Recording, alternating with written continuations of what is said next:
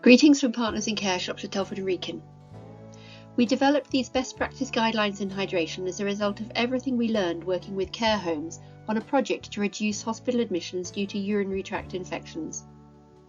We've broken down the guidelines into a series of short videos. This video covers teamwork, hydrating foods, jugs in rooms, and choice of drinking vessels. UTIs are one of the leading causes of hospital admissions from care homes. People who are dehydrated are much more likely to develop a UTI. Research suggests that 20% of residents in a typical care home are dehydrated, and a further 28% of residents are at risk of dehydration. Those at the highest risk are those who are totally dependent on carers. The first thing to say is that we should be aiming to ensure that older people are consuming a minimum of 1,500 ml of fluid every day. This is based on recommendations by the European Society for Clinical Nutrition and Metabolism, which is the only body which distinguishes between adults and older people. Supporting older people to be hydrated is a team effort, and every member of staff has a role to play, for example in prompting residents to finish up their drink. Night staff are half of the 24-hour team and should be offering drinks during the night if residents are awake. Kitchen staff are incredibly important for making sure that hydrating food options, including snacks, are available at different times of the day, as well as providing a wide selection of drinks options. In older age, people often lose their sense of thirst and may be reluctant to drink fluids for a number of reasons. Generally, 20% of our fluid intake comes from food, and for people who are reluctant to drink, increasing the range of hydrating foods can be a useful way of increasing fluid intake. Fruit, soups, yogurts, jellies, custards, even gravy, these are all hydrating foods. There is no reason why you can't record this on a fluid chart. I took the photo on the right in a care home.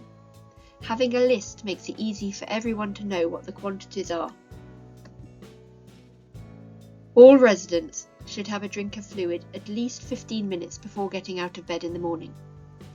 This will boost blood pressure, reduce lightheadedness, and help people to feel more steady when they get up.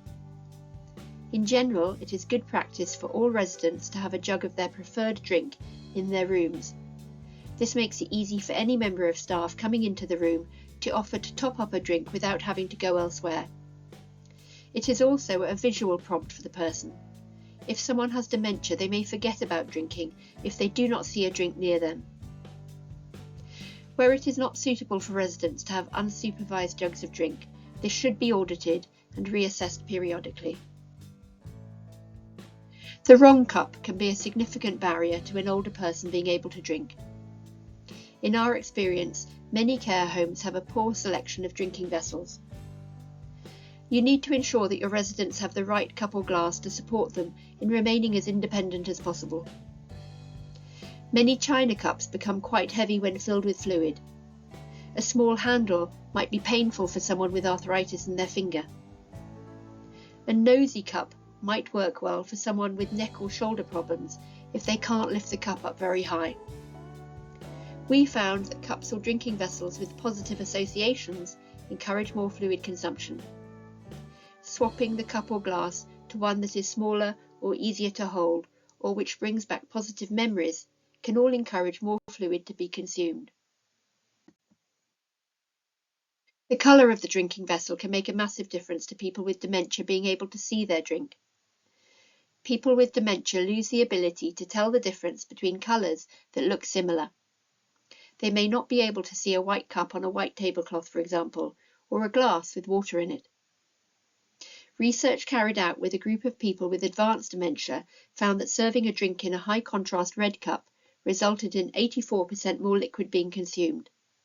This was 30% more for a high-contrast blue cup. Thanks for listening. For more information on training offered by Partners in Care, please visit our website.